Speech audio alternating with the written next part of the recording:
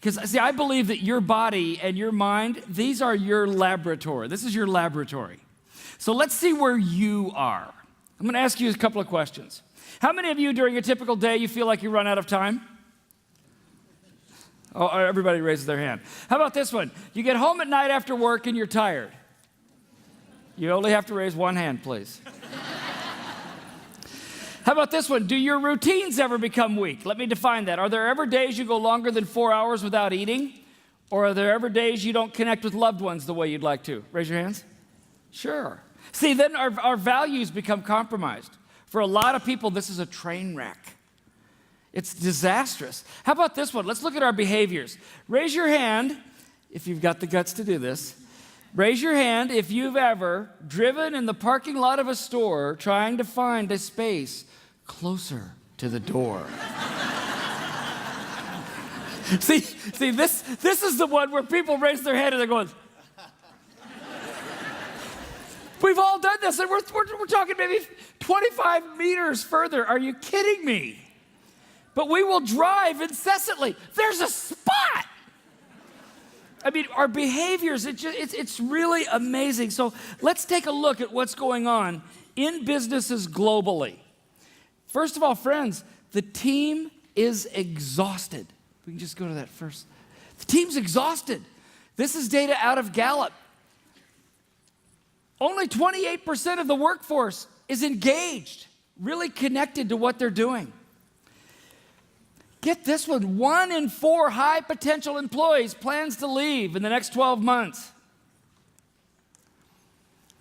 Globally, there's been a decline in engagement.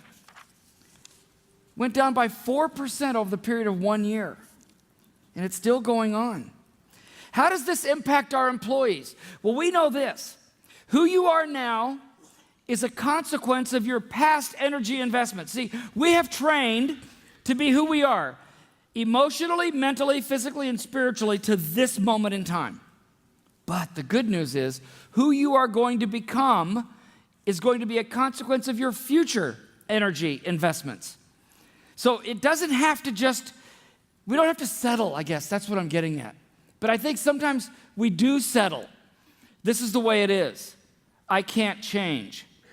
We've got to really take a hard look at that. The bottom line takes a hit. Look at this, again, from Towers Watson. Disengaged workforces decrease operating income by 33%, and earnings per share by 11%. Disengaged employees, in the U.S. alone, about $300 billion per year. So it's alarming. The impact that we see, shortage of innovative talent. Every organization I work with throughout the world, I hear, we need better innovation. And then I sit back and I go, look how we're treating our people. Look at the biology of what's going on. We have a lack of critical thinking and problem solving. And I go, what are you expecting? We have a cost of underutilized talent. We have shrinking profits. This is what we hear from companies. So what we have to do first is, let's say, how have we historically tried to solve that problem? This is really interesting. How have we historically done this? And by the way, what I'm going to show you right now is on the handout, so you don't need to take notes. Just follow along with me, if you will, please. So the business world's response to everything we face. First of all, there's brutal accountability.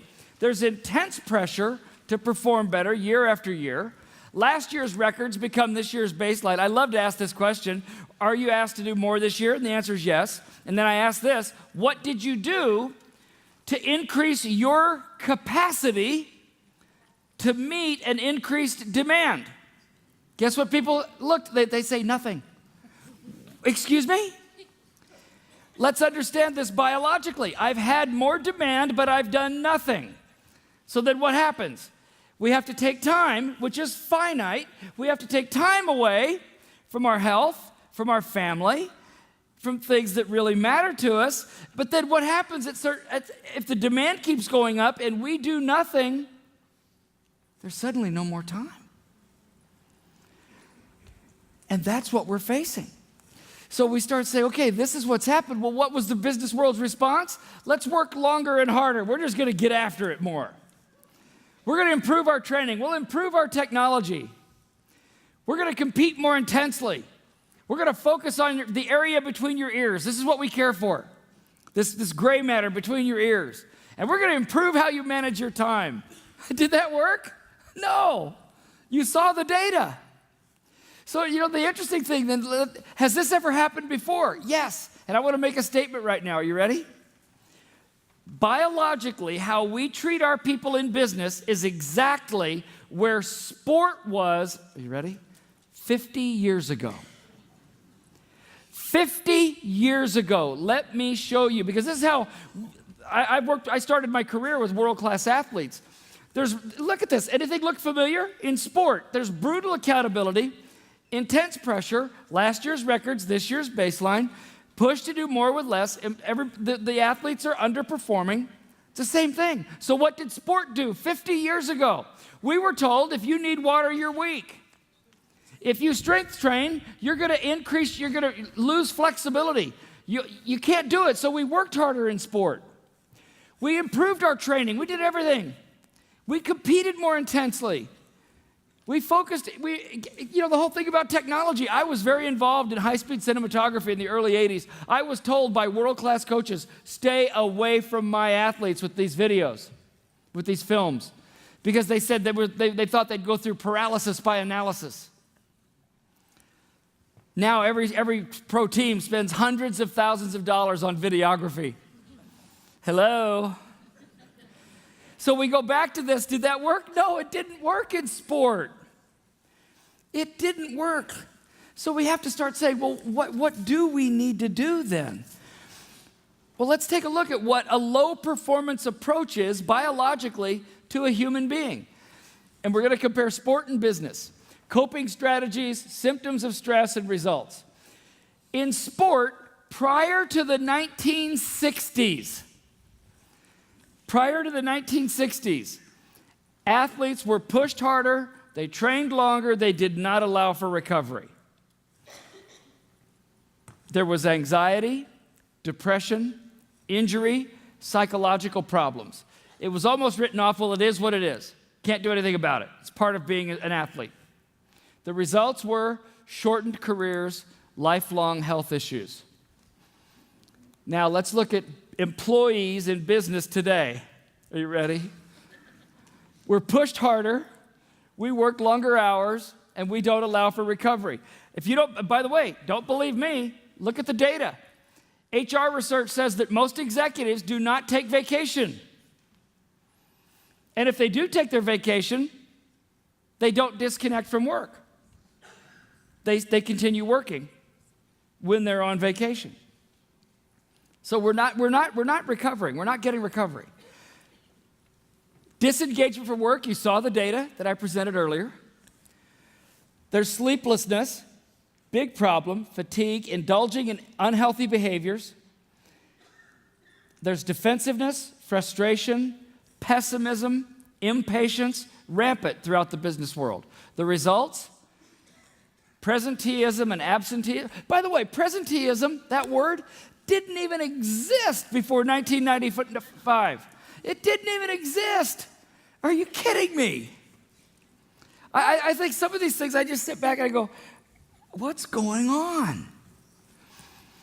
The biology of the organism, how we're created, we're not paying attention to it. So let's take a look then, well, what would a high-performance approach look like then, if that's the case? Elite athletes today, they work to balance multiple dimensions of the whole person, physical, mental, emotional, and spiritual. They allow for recovery. Every world-class athlete, every team, they build in recovery cycles. Because you see, what we know is stress is the stimulus for growth. Recovery is when you grow. If you have no recovery, you have no growth. So recovery, the recapture of energy in each dimension, becomes important. That's critical to the process. What happens? Athletes are bigger, faster, stronger, mentally tougher. There's better teamwork, and they've got longer careers. So let's talk about what employees of the future might look like. Okay, so this is the future. This isn't happening yet. The future. We allow for balance of multiple dimensions for the whole person. We allow for recovery. Time off is allowed. Periodization is the idea of work-rest ratios. It's a phenomenal concept that work and rest have to be in ratios. And that has to be allowed for. We end up with high engaged, higher performing, healthier and more energetic employees, teams, and greater innovation. Human energy is simply the capacity to do work. Now, be very careful here with that definition. This is not to squeeze more blood out of the turnip. Okay? But when we have energy, see, it's really interesting to me that all of us, how we're designed, we come to the table, personally and professionally, with incredible talent and skill. Unbelievable. Guess what the greatest limiting factor is? How we live our life. See, a lot of people, they've got a lot of talent and skill, but the way we're living our life, we can't even bring our talent and skill to the surface at all. What have athletes learned? They've learned how to bring their talent and skill to the surface on demand. How great would that be if we would allow ourselves the ability to do that, to access our talent and skill?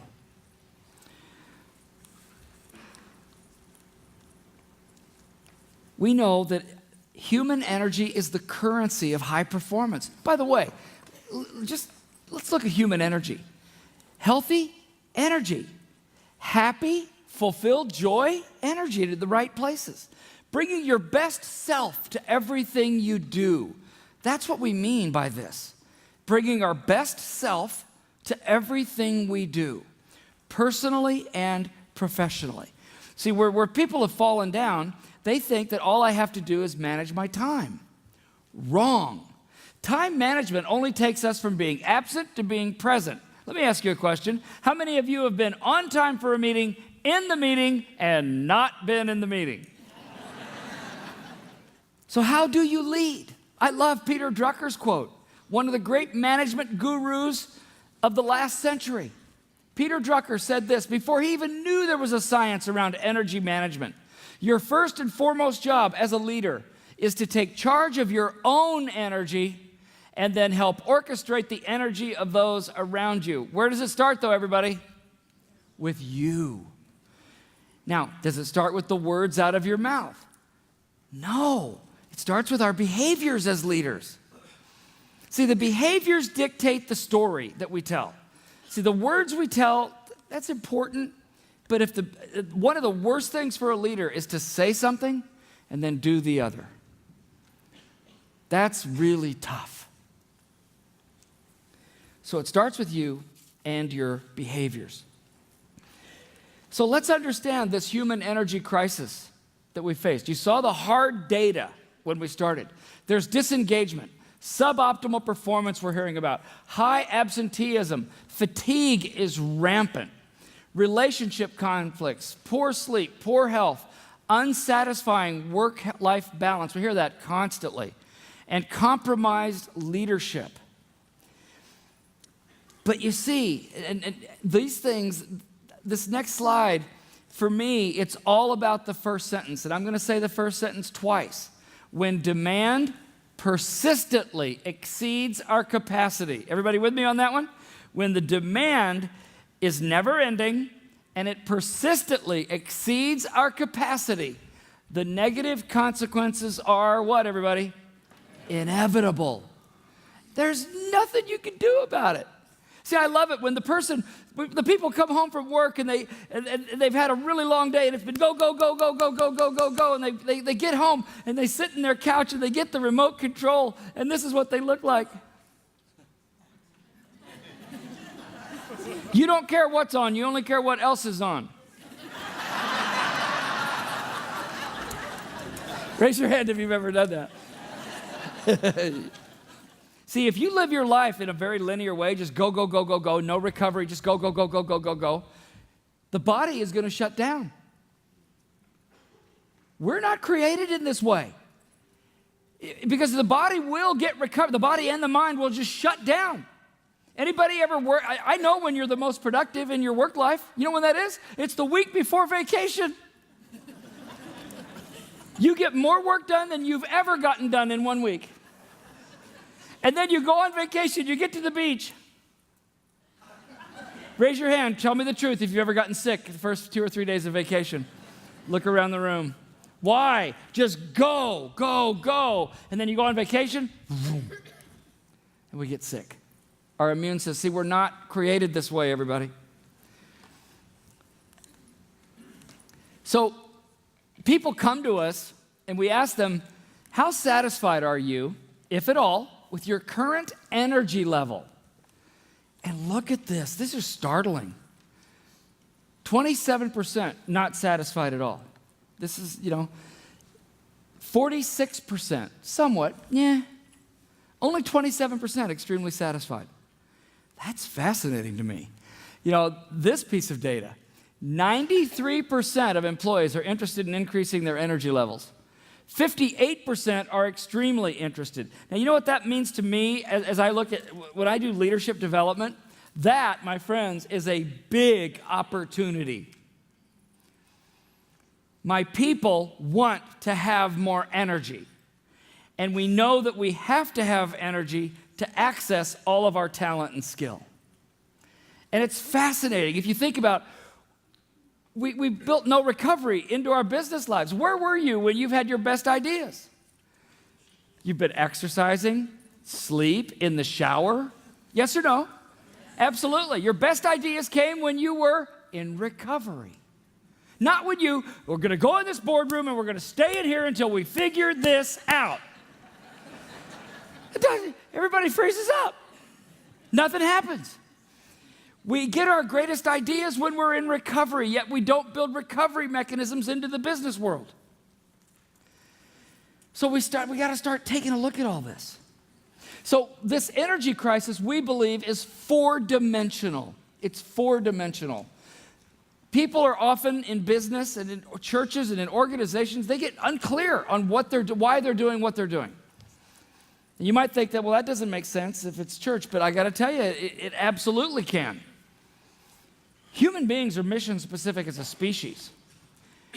Multitasking is rampant, yet the human brain can only focus on one thing at a time. When you really have to focus, you can only focus on one thing at a time. Survival emotions are accepted. Are you kidding me? They're acceptable in global cultures. Impatience is accepted. Defensiveness is accepted. It's not how we're wired. And fatigue is rampant. So it's multidimensional, this crisis we're facing. So organizationally, and what I have to say right now, I say respectfully to my human resource colleagues. But respectfully, I say this to leaders. Strategic directions of business, health must be a business imperative.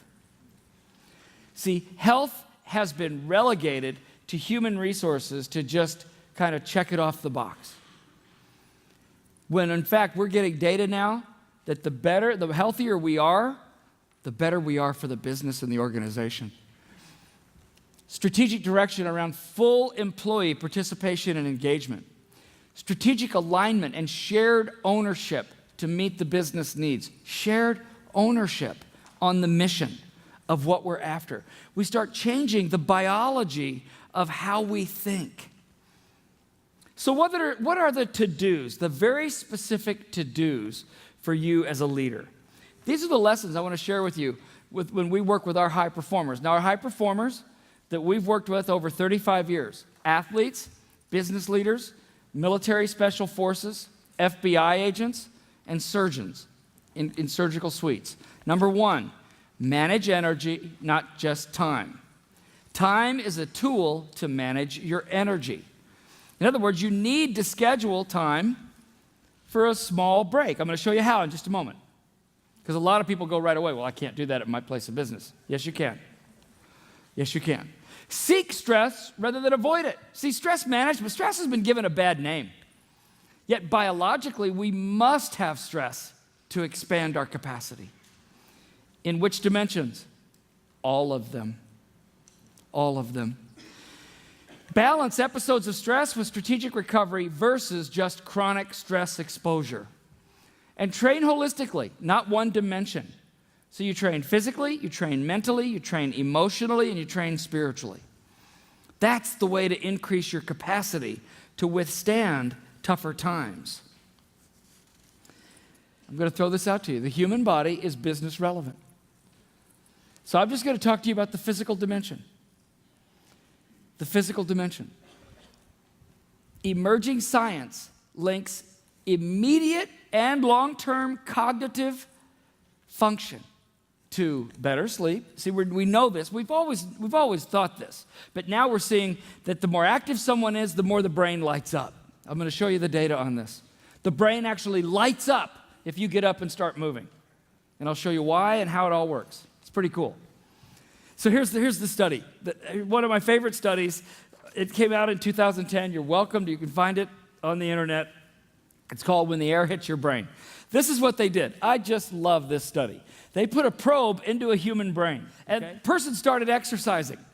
Now, we all know, if you start exercising, your heart rate goes up, right? But what we didn't know was that the brain doesn't recognize right away what the body's needs are. It takes about 1 to 2 minutes for the brain to recognize, okay, we're doing something. I've got to shunt this blood to me, and I've got to get all this extra blood and oxygen and nutrition to the muscles. It takes 1 to 2 minutes. Guess what this science found? See, we didn't have this 10 years ago. This science found that there's a hyperoxygenation in the brain in that 1 to 2 minutes. The brain is washed with oxygen and literally lights up. fMRI imaging shows that the brain just lights up in that 1 to 2 minutes. So I said, what if we created a paradigm shift? What if we got away from just sitting down, that we just sit to do things and be more productive, but we actually move to be more productive, to create what we might call an organization in motion. And motion, by the way, the reason it's capitalized, and this is global, it stands for Mobilize Oxygen to Ignite Our Nations. How you like that? Where you and your team members are moving often and at regular intervals throughout your day. Like every 25 to 30 minutes. Now the key thing here, it's not taking a break. Everybody with me on that? What I'm saying is we're giving people permission for walking meetings. If you're in a conference, you're allowed to stand up, go to the back of the room, stretch. You're allowed to move while the meeting is going on. Because when we started doing this research, people would say, I'm not doing this. I'm not getting up to move. And we asked why not, and they said, I'm just not supposed to. And I'm going, really?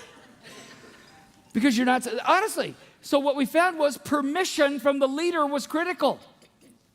People don't believe this is right because culturally, see, we sit in school, from an early age, what are we taught? If you're going to learn, you must sit still. Anybody hear that when you were a child? Sit still. Let's change that. Let's disrupt that. This is disruptive innovation, right? And we actually had people at New Balance who, when we started this study where they had to get up and move every 25 to 30 minutes, actually said, no thank you, I worked out this morning.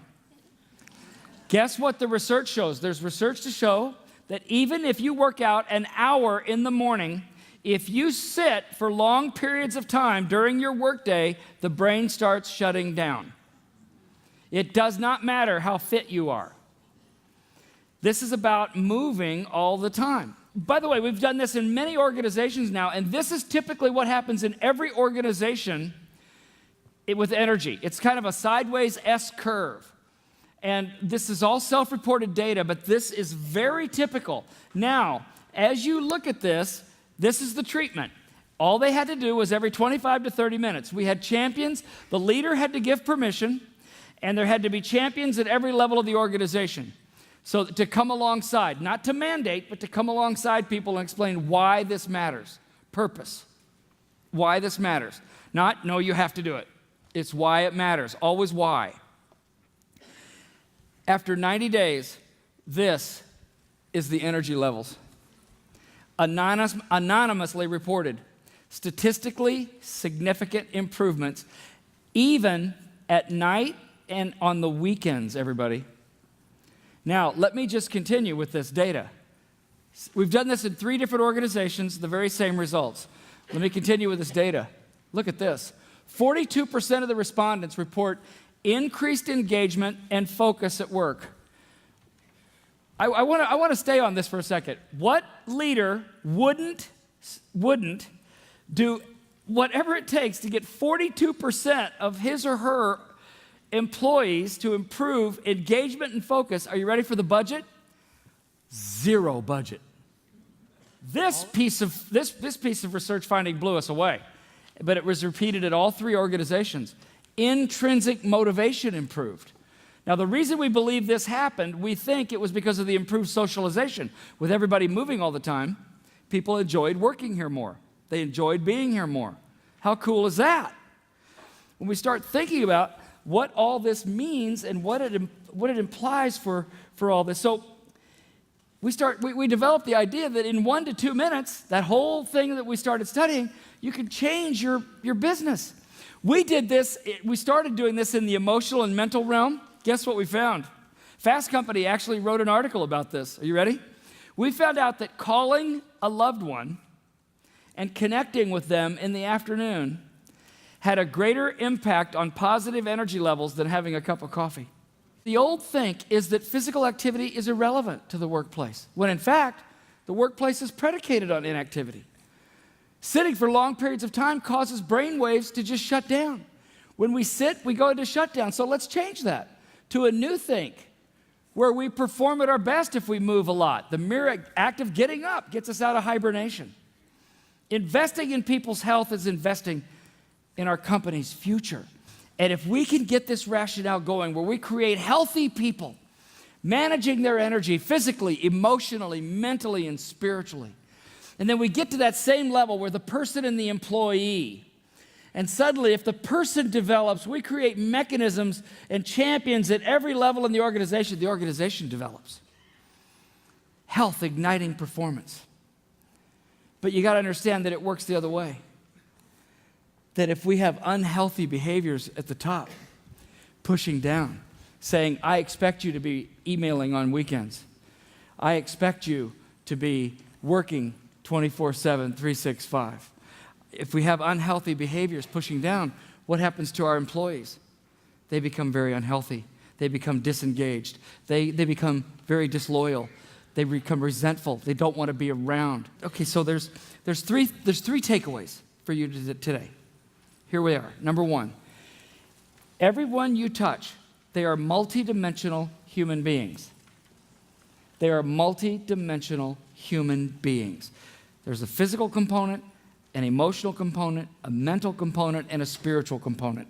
They need to increase their capacity in each, and they need recovery in each. Does that make sense, everybody? Number 1.